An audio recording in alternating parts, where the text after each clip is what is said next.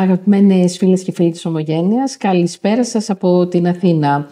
Μείνετε συντονισμένοι εδώ στην εκπομπή Ελλάδα στο Φως. Έχουμε δύο εκλεκτές, νέες, αισιόδοξες αθλήτριες σας παρουσιάζουμε. Είναι καλεσμένες του Διεθνή Αθλητή Γιάννη Φάκα, του συντονιστή του αθλητικού ρεπορτάζ εδώ στην εκπομπή μας Ελλάδα στο Φως. Γεια σου Γιάννη. Γεια σου Τζέννη. Τεράστια τιμή σήμερα να έχουμε μαζί μας δύο Ολυμπιονίκες του 2008 στο Πεκίνο, δύο ιστιοπλόησες, οι οποίες μαζί με κυβερνήτη τη Σοφία Μπεκατόρου κατορθώσαν να ανέβουν στο βάθρο των Ολυμπιακών Αγώνων. Τεράστια τιμή για όλους τους Έλληνες, γιατί αυτά τα κορίτσια κατόρθωσαν να φτάσουν σε αυτό το υψηλό επίπεδο και να πανηγυρίσουμε μαζί το χάλκινο μετάλλιο.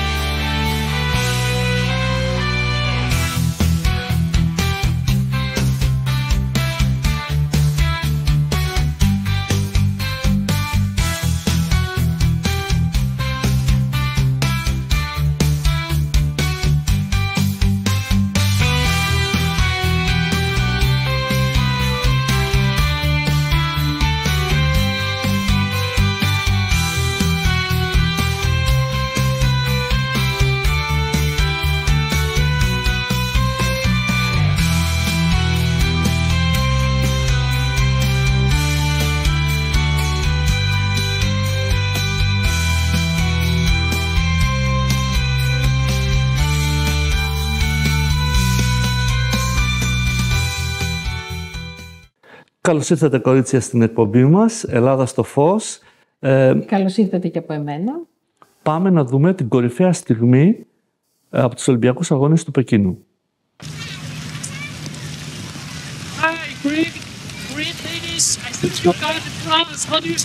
Βλέπετε την ελληνική σημαία, ανεμίζει και στην Κίνα περήφανη εδώ στο Τσιντάο.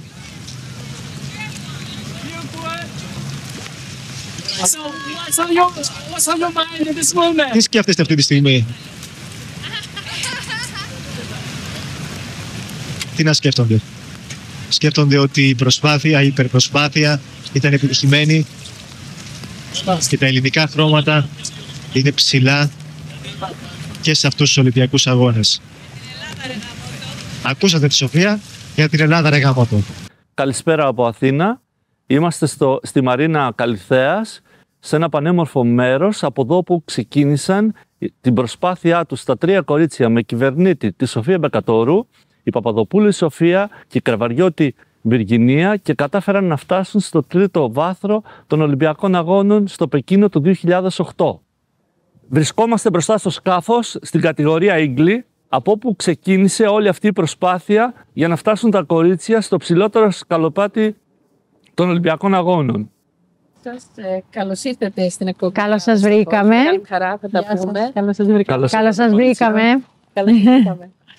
Βρισκόμαστε εδώ μπροστά στο ιστορικό σκάφος που σας έδωσε τη νίκη του 2008 στο Πεκίνο. Ποια είναι τα συναισθήματά σας? Πολύ έντονα. Μας ξαναθυμίζουν πάλι τις μνήμες αυτές που είχαμε και οι τρεις μαζί. Και θεωρώ ότι δεν θα φύγουν ποτέ αυτά τα συναισθήματα από μέσα μας. Ήταν πολύ έντονα. Είχε πολύ έντονες στιγμές, είτε όταν πηγαίναμε καλά και ήμασταν μπροστά στις μπροστινές θέσεις, αλλά και όταν ήμασταν πολύ κοντά στο να αγγίξουμε το μετάλλιο, που είχαμε τις ισοβαθμίες με κάποιες χώρες και έπρεπε να διεκδικήσουμε την τελευταία μέρα στον τελικό το μετάλλιο, που εκεί ήταν πολύ έντονες οι στιγμές αυτές. Βιργινία, πώς ήταν για σένα? Ξαφνικά βρέθηκες με μια σπουδαία κυβερνήτη και μια σπουδαία συναθλήτριά σου, την Σοφία. Ποια τα συναισθήματά σου, μιας και ήσουν από ατομικό αγώνισμα? Κίνησε πολύ ομαλά εκείνη η περίοδος της αλλαγής της κατηγορίας από μονοθέσια. Με τη μονοθέσια κατηγορία είχα τα περισσότερα χρόνια συμμετοχής μου στη θάλασσα και σε αγώνες. Είχα αγωνιστεί και στην Αθήνα το 2004 που είχα λάβει και την ένατη θέση. Ήρθε η πρόκριση των κοριτσιών και στη συνέχεια η πρόταση να συνεργαστούμε, γιατί όπως είπε και πριν η Σοφία, στόχος ήταν για την Ελλάδα ένα Ολυμπιακό μετάλλιο και για την ελληνική ιστιοπλοεία. Έτσι αποφασίσαμε να συσπυρώσουμε τις δυνάμεις μας. να φτιάξουμε μια ομάδα η οποία θα μπορούσε να φτάσει σε ένα μετάλλιο για τη χώρα μας. Κύλησε ομαλά, βοήθησαν πάρα πολύ και οι δύο Σοφίες να ενταχθώ γρήγορα στη θέση της πλώρης που είχα τότε. Συνεργάστηκα πολύ καλά και με τη Σοφία Μπεκατόρου και στο κομμάτι της τακτικής, γιατί ήταν ένα κομμάτι το οποίο έπρεπε εγώ να κάνω με βάση τη θέση που βρισκόμουν στο σκάφος. Κύλησαν όλα πολύ ομαλά και πολύ σημαντικό είναι ότι συνεργαστήκαμε με τέτοιο τρόπο που μέσα σε 6 μήνες καταφέραμε να πιάσουμε το αποτέλεσμα και το στόχο τον οποίο είχαμε. Μεγάλη μας χαρά που θα σας παρουσιάσουμε στην Ομογένεια, στο κανάλι μας Greek Voice. Εξάλλου είναι και ο στόχος μας αυτός, να γνωρίσουμε νέα πρόσωπα. Είστε γυναίκες που ασχολείστε με το άθλημα της ιστιοπλοείας. Πιστεύετε ότι είναι ένας χώρος ανδροκρατούμενος? Είναι ανδροκρατούμενος. Είναι μεγάλο το ποσοστό των ανδρών που ασχολούνται με την ιστιοπλοεία. Αλλά υπάρχουν και ένα πολύ αξιοπρεπές ποσοστό που ασχολούμαστε ως γυναίκες σε διαφορετικούς ρόλους, είτε ως αθλήτριες, είτε σαν προπονήτριες, μέλη της Παγκόσμιας Ομοσπονδίας και κριτές, race officer που αναλαμβάνουν και οργανώνουν αγώνες. Οπότε όλο και αργίζουμε και αυξανόμαστε. Βυργινία, πόσο εύκολο ήταν να επικρατήσετε σε αυτό το άθλημα? Η αλήθεια είναι ότι δεν είναι πάρα πολύ εύκολο. Είναι σκληρό άθλημα, γιατί έχει να κάνει με τη θάλασσα, με σκάφη. Χρειάζεται όποια αθλήτρια το κάνει να έχει μια δυναμική και τσαγανό. Παρ' όλα αυτά, να αγαπάς το υγρό στοιχείο είναι κάτι που μπορεί να σου ταιριάξει και πραγματικά να το έχεις μετά στη ζωή σου για πάντα. Η επιθυμία σας είναι να γίνει αυτό το άθλημα γένους τελικού? Πάντα είναι η επιθυμία μας να έχουμε όσο περισσότερους ανθρώπους κοντά μας να αγαπήσουν το άθλημα.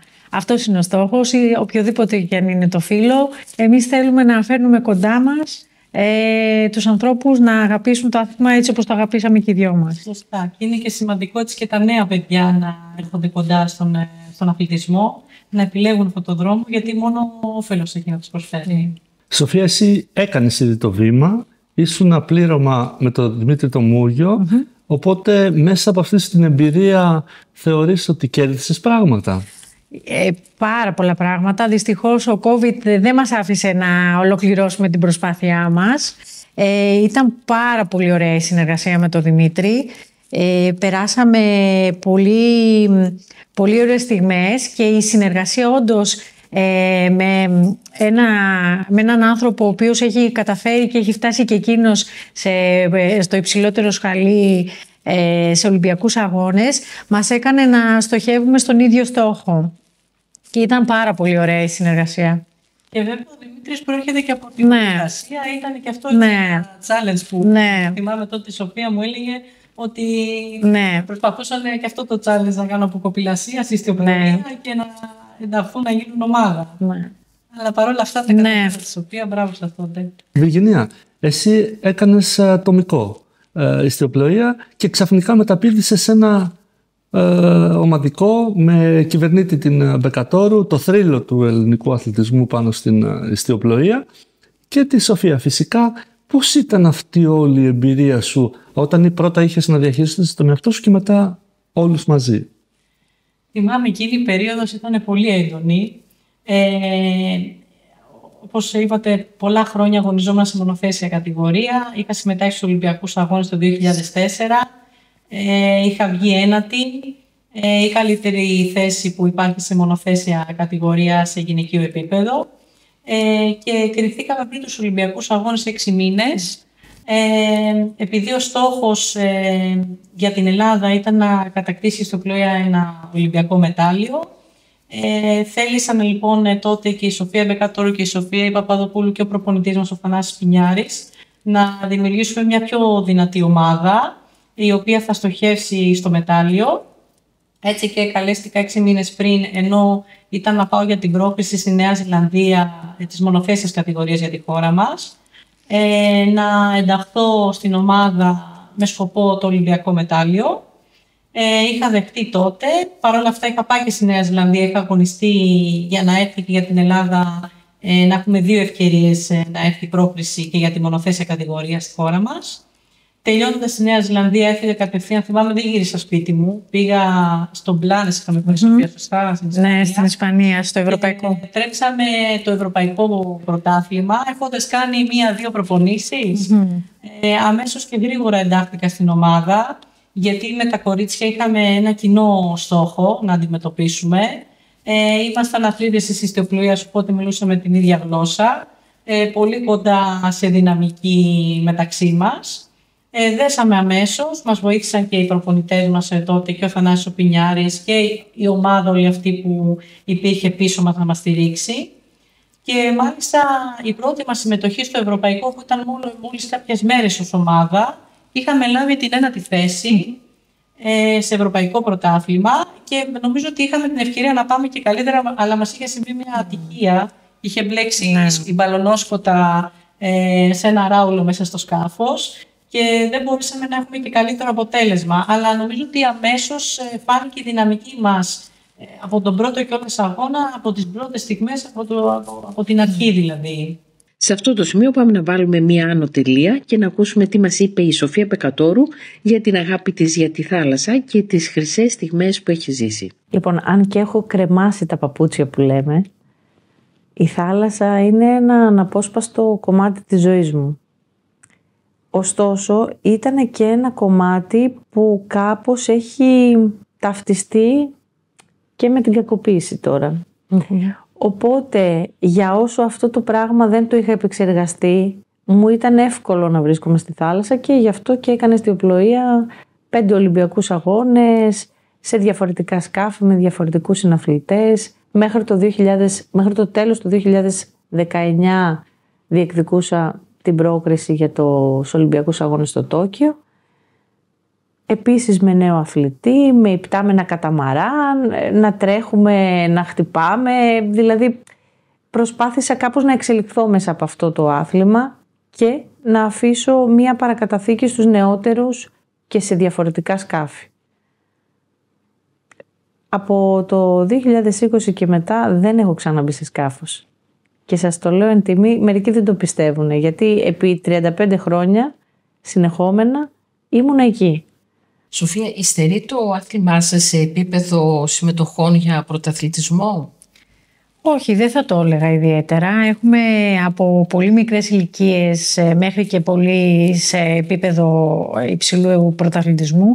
Έχουμε πάρα πολλές συμμετοχές αθλητών και αθλητριών και μάλιστα πρόσφατα υπήρχαν και 2 νέοι αθλητές στην κατηγορία Optimist, οι οποίοι κερδίσαν παγκόσμιο και ευρωπαϊκό, ο Ιάσονας ο Παναγόπουλος και η Μαριάννα η Μακρύ, οι οποίοι είναι αθλητές του Optimist, είναι της αναπτυξιακής κατηγορίας μας στο άθλημά μας και μας φέρανε την πρώτη και τη δεύτερη θέση αντίστοιχα σε παγκοσμίο. Οπότε θα έλεγα έχουμε πλούσιο υλικό. Πόσο δύσκολο είναι να ασχολείται μία γυναίκα με την ιστιοπλοεία? Εσείς τι δυσκολίες έχετε συναντήσει? Δεν θα το έλεγα δυσκολία. Προσαρμόζεσαι σε όλες αυτές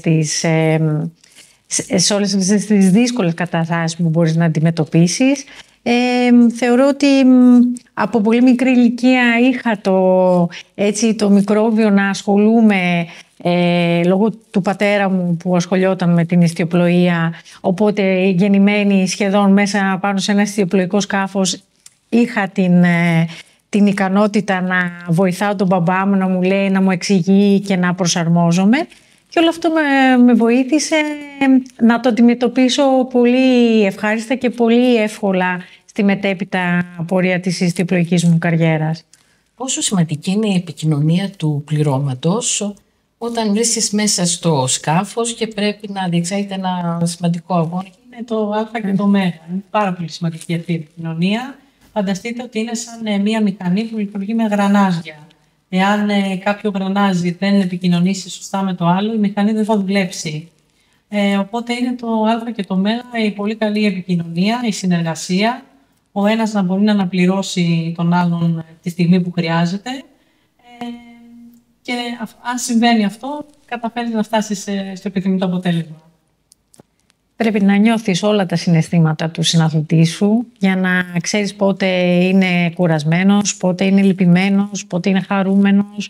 Όλα αυτά είναι μια διαδικασία που την περνάμε όλοι οι αθλητές, ειδικά όταν συνεργαζόμαστε και δεν είμαστε σε ατομική κατηγορία.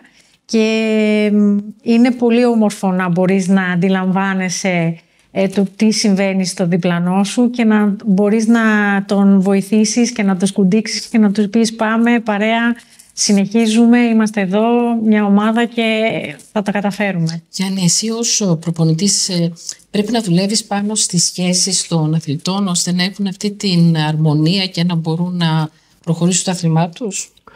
Θεωρώ, Τζέννη, ότι η ιστιοπλοεία, ειδικά στο ομαδικό, όταν έχουμε να κάνουμε με 3 αναβάτες πάνω στο σκάφος, είναι πολύ κοντινό και στο δικό μου άθλημα. Απαιτεί μια συνεργασία, απαιτεί πολύ καλή σχέση, σεβασμό ένας για τον άλλον και ένα κοινό όραμα. Για να φτάσουν ειδικά τα κορίτσια στο ψηλότερο σκαλί, μάλλον στο βάθρο των Ολυμπιακών Αγώνων, νομίζω ότι όλα αυτά πρέπει να συμβαδίζουν. Θα ήθελα να κάνω μια ερώτηση. Ποια θεωρείτε ότι είναι η κατάλληλη ηλικία για να ξεκινήσει ένα παιδάκι την ιστιοπλοεία? Γιατί μιλάμε για ένα άθλημα που είναι πάνω σε ένα σκάφος που κρύβει μια επικινδυνότητα, αλλά ασφαλές, γιατί φαντάζομαι υπάρχουν πάρα πολλοί άνθρωποι που για την ασφάλεια των παιδιών. Δηλαδή, αν δεν ξέρει κάποιο παιδί κολύμπι, καλό κολύμπι, δεν μπορεί να ξεκινήσει την ιστιοπλοεία. Είναι βασική προϋπόθεση να ξέρει να κολυμπάει. Και από εκεί και πέρα υπάρχουν τα σωσίδια που είναι υποχρεωτικά από τον πολύ μικρό μέχρι τον πολύ μεγάλο. Σε οποιαδήποτε δραστηριότητα γίνεται μέσα στη θάλασσα με οποιοδήποτε σκάφος. Είναι υποχρεωτικό να το φοράμε για την ασφάλειά μας, γιατί όπως ανέφερες υπάρχει μικρή επικινδυνότητα. Δεν έχει συμβεί κάτι πολύ σοβαρό στα τόσα χρόνια της ιστιοπλοείας, αλλά σίγουρα και μια ζαλάδα να σου τύχει. Θα πρέπει να είσαι ασφαλής ώστε όταν πέσεις στο νερό να μην δημιουργηθεί οποιαδήποτε η κακή στιγμή στο να πνιγείς. Οπότε το σωσίβιο και οι κανόνες ασφαλείας, και εκπαιδεύονται και όλοι οι προπονητές αυτό ώστε να το διδάξουν και στους αθλητές, είναι πάρα πολύ σημαντική. Πιστεύω ότι πρέπει να υπάρξει μεγαλύτερη συνεργασία με τα αθλητικά σωματεία και την Ομοσπονδία ώστε να έχουμε τη μέγιστη ασφάλεια. Ναι. Υπάρχει η συνεργασία. Υπάρχει και η μέγιστη ασφάλεια. Δηλαδή όλοι οι προπονητές οι οποίοι βρίσκονται στα σωματεία είναι προπονητές οι οποίοι έχουν τις απαραίτητες πιστοποιήσεις και από τη Γενική Γραμματεία Αθλητισμού είτε από κάποιο πανεπιστήμιο, όπως έχω και εγώ τη Σοφία πανεπιστημιακές σπουδές, και διαφυλάσσεται η ασφάλεια των παιδιών. Για την ηλικία που μας ρωτήσατε, συνήθως ξεκινάνε 6 χρονών τα παιδάκια, 5-6 χρονών είναι μια καλή ηλικία που μπορούν να ξεκινήσουν.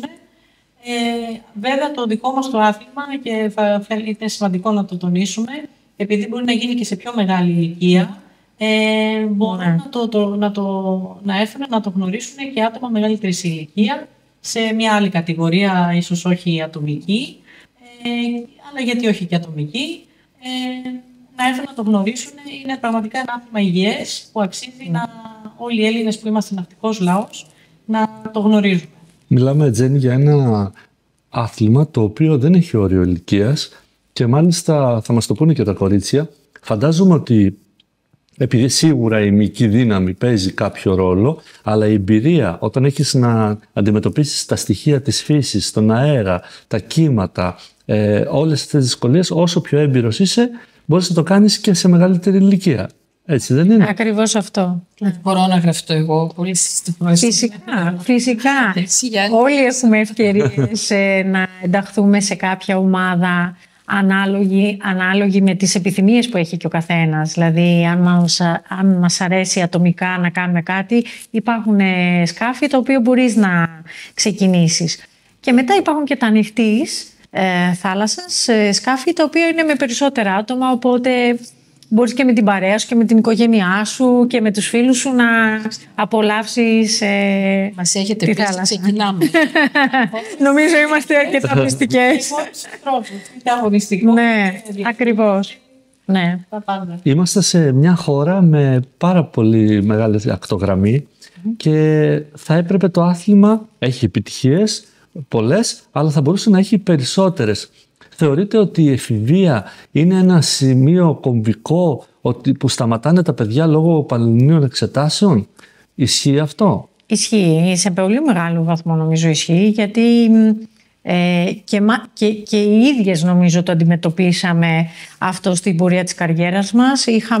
Εγώ θυμάμαι να έχω χάσει πολλές μέρες από το σχολείο για να μπορέσω να βρίσκομαι στα πανελλήνια πρωταθλήματα του αγωνίσματός μου που έκανα τότε, και δεν σας κρύβω ότι ήταν δύσκολο το να διαχειριστώ και το ιστιοπλοϊκό κομμάτι της προπόνησης και της προετοιμασίας και των αγώνων και το να διαβάζω και να είμαι έτοιμη για τις πανελλήνιες. Βέβαια, επειδή κάπως ισορροπούν αυτά μέσα μας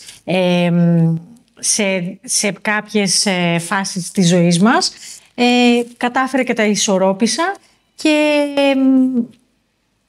να πω, δεν θα το λέγα ότι για καλή μου τύχη, αλλά δούλεψα πάρα πολύ στο να φτάσω σε ένα πολύ καλό επίπεδο στην ηλικία των 17-18 χρονών, εκεί που τελείωνα το σχολείο και είχα παγκόσμιες διακρίσεις, οπότε αυτόματα η παγκόσμια διάκριση μου έδωσε την ευκαιρία να περάσω άνευ στο πανεπιστήμιο που ήθελα και μου έδωσε το έναυσμα να μπορέσω να ξανασυνεχίσω την αθλητική μου καριέρα.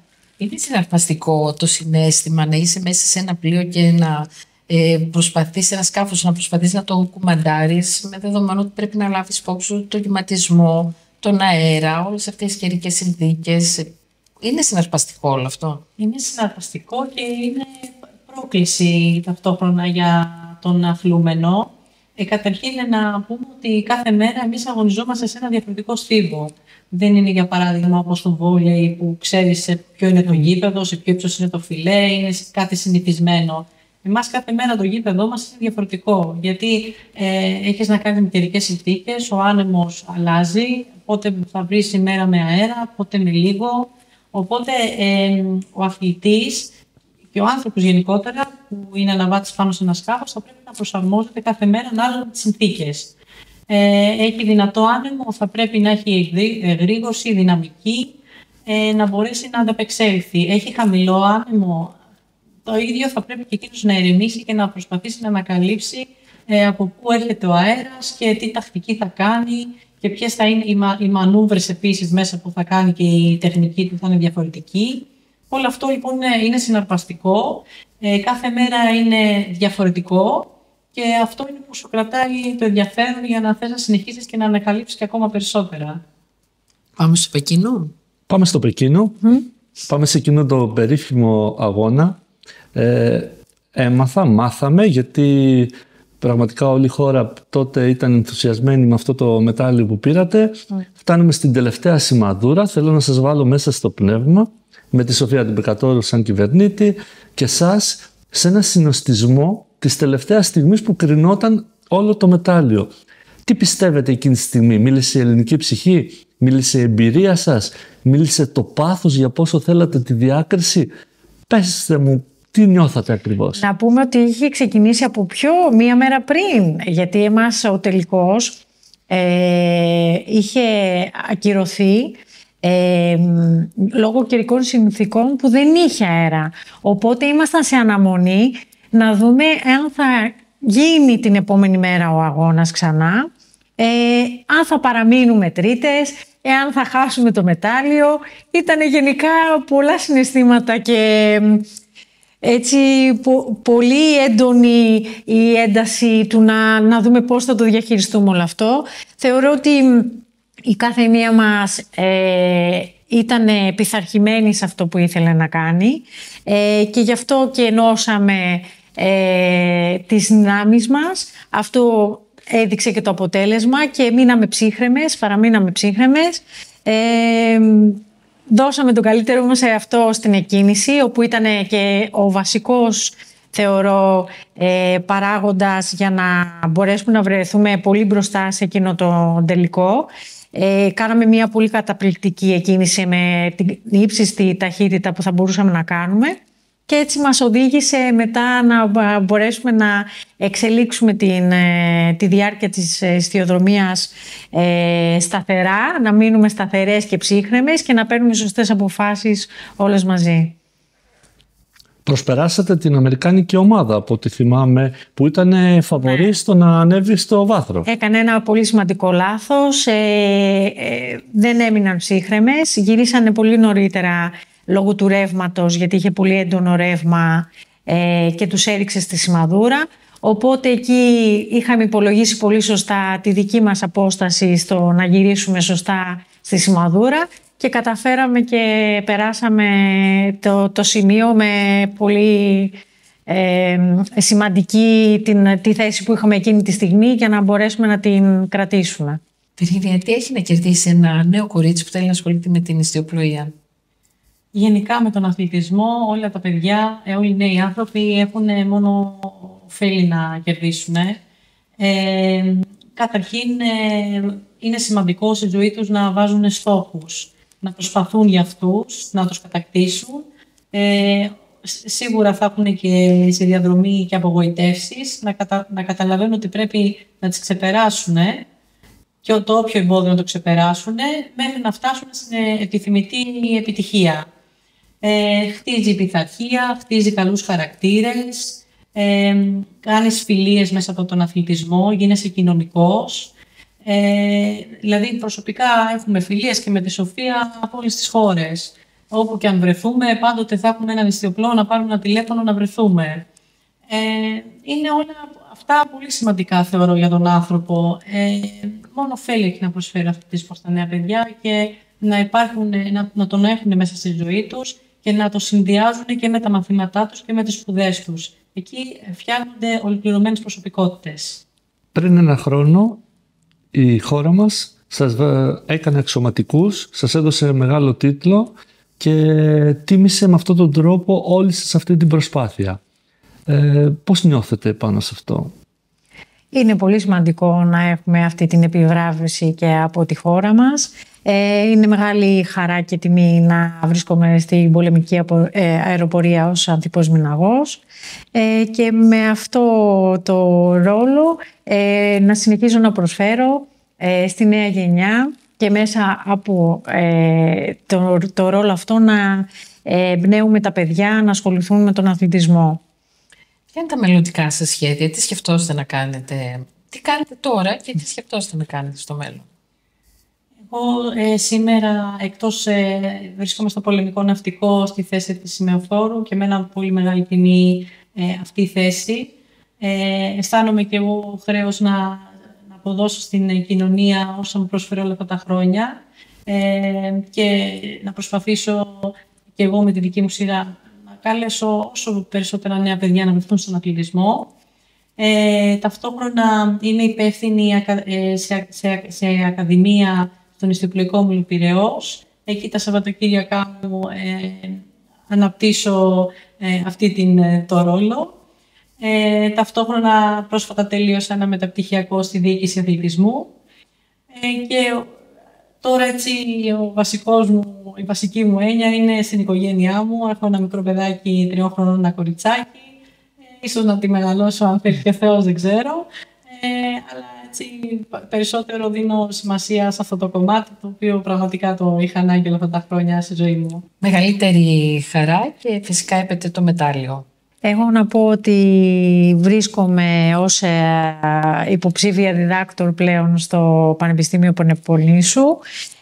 Θα κάνω μια έρευνα πάνω στα χαρακτηριστικά των Ελλήνων Ολυμπιονικών σε σχέση με διοικητικά καθήκοντα. Επίσης είμαι και υπεύθυνη προγράμματος το Ιστιοπλοεία Γένους Θηλυκού, όπου στην Ελληνική Ιστιοπλοϊκή Ομοσπονδία, όπου φέρνουμε διάφορα προγράμματα για την ενίσχυση των γυναικών σε διάφορους ρόλους και την ενδυνάμωσή τους μέσα από αυτό. Και επίσης είμαι και μέλος στην Παγκόσμια Ομοσπονδία της Ιστιοπλοείας. Είμαι αντιπρόεδρος στην ανάπτυξη, στην περιφερειακή ανάπτυξη των αγώνων παγκοσμίως. Και είναι μεγάλη μου χαρά που μπορώ να προσφέρω τις γνώσεις μου και την εμπειρία μου σε οποιοδήποτε θέμα αφορά το άθλημά μου. Κορίτσια, θα ήθελα να σας ρωτήσω κάτι. Πώς νιώθετε όλη αυτή την ομογένεια, όλους αυτούς τους ανθρώπους που σας στηρίζουν όταν πάτε στο εξωτερικό? Πώς αισθάνεστε όταν συναντάτε Έλληνες της διασποράς και σας δείχνουν όλη αυτή την αγάπη? Πολύ μεγάλη χαρά. Που τους έχουμε στήριγμα πραγματικά δίπλα μας, ό,τι χρειαστούμε. Από μια απλή αγκαλιά με ένα ψυχωτικό λόγο, μέχρι ουσιαστικά αν χρειαστεί κάποια βοήθεια, είναι πραγματικά εκεί δίπλα μας. Τους ευχαριστούμε πάρα πολύ. Να ξέρουν ότι μας λείπουν εδώ στην Ελλάδα και ξέρουμε ότι είναι η δύναμη του ελληνισμού που τον εκπροσωπεί παγκοσμίως. Και στη Φλόριντα που είναι ο τηλεοπτικός πομπός. Εγώ εκεί ήθελα να πω ότι νιώθουμε πάρα πολύ κοντά τη Φλόριντα, γιατί ήταν από τις σημαντικότερες στιγμές που κερδίσαμε την πρόκριση των Ολυμπιακών Αγώνων στο μέρος αυτό και είχαμε τη χαρά να φιλοξενηθούμε από τον πολύ σημαντικό άνθρωπο που έχει προσφέρει πάρα πολλά στην ελληνική ιστιοπλοεία, τον κύριο Ανδρεάδη, όπου με πολλούς ανθρώπους από την ομογένεια μας αγκαλιάσανε και μας δώσανε πραγματικά ό,τι χρειαζόμασταν για να μπορέσουμε να ανταπεξέλθουμε και να καταφέρουμε να βρεθούμε μετά στους Ολυμπιακούς Αγώνες του Πεκίνου. Σε αυτό το σημείο να κλείσουμε αυτή την όμορφη συζήτηση, αυτή την όμορφη παρέα που είχαμε σήμερα. Να σας ευχηθούμε ολόψυχα όλοι οι στόχοι σας να γίνουν πραγματικότητα. Σας ευχαριστούμε και εμείς πάρα πολύ και χαρά μας να προσφέρουμε το μέγιστο στη χώρα μας. Ευχαριστούμε πάρα πολύ. Γιάννη, τον τελευταίο λόγο τον έχουν πάντα οι γυναίκες. Αυτό συμβαίνει συνήθως. Βέβαια ήταν τόσο ευχάριστη παρέα με δύο αθλητρίες που γνωρίζω και προσωπικά, με το επίπεδό τους, Τζένι, και μέσα από αυτή τη συνέντευξη βλέπουμε ότι ένας αθλητής για να γίνει Ολυμπιονίκης πρέπει να συνδυάσει πολλά πράγματα και κυρίως να μιλάμε για ακέριους χαρακτήρες, γιατί ό,τι είμαστε στην προσωπική ζωή μας βγαίνει και μέσα στον αθλητισμό. Χαίρομαι για αυτά τα κορίτσια. Είμαστε και συνεργάτες μαζί στο στρατό και μια εκπομπή που αφορά όλη την Ελλάδα, αφορά την ομογένεια, μια εκπομπή που χαρακτηρίζει τη χώρα μας με θάλασσα σε όλα τα μέρη, με ιστιοπλοϊκούς ομίλους και αυτό που εύχομαι μέσα από αυτά τα κορίτσια να γίνουν παράδειγμα για να βρούμε καινούριους Ολυμπιονίκες στις επόμενες Ολυμπιάδες. Αγαπημένες φίλες και φίλοι, τώρα φτάσαμε στο τέλος της εκπομπής. Σας ευχαριστούμε πολύ για την παρέα σας. Να είστε πάντα καλά. Θα έχουμε κάποιον καλεσμένο έκπληξη την επόμενη Πέμπτη στις 7 και 4 ακριβώς. Αν θέλετε να δείτε πάλι την εκπομπή μας, μπορείτε να τη δείτε στο YouTube του καναλιού Greek Voice ή και στο δικό μου κανάλι, η Τζέννη Παντελή. Να είστε όλοι καλά. Ραντεβού την επόμενη Πέμπτη. Γεια σας.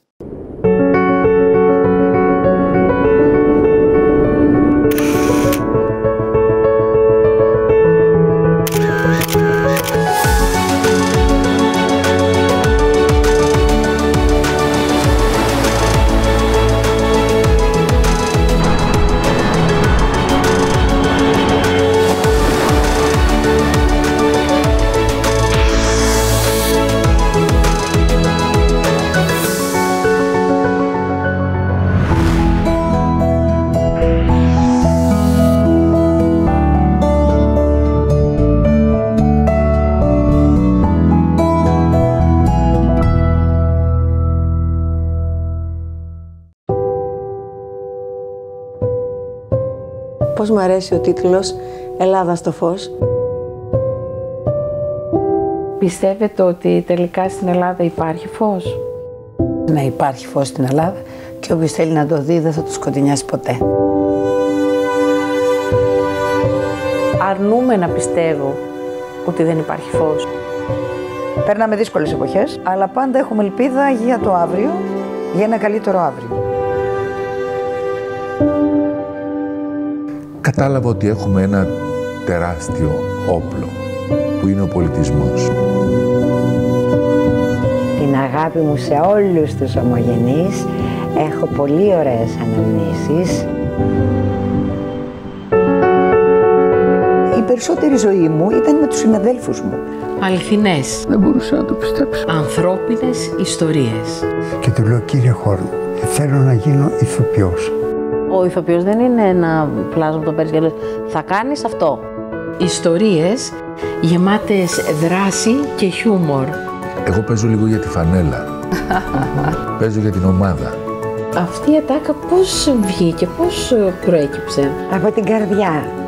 Φωτεινές ιστορίες ανθρώπων που ονειρεύονται ακόμα.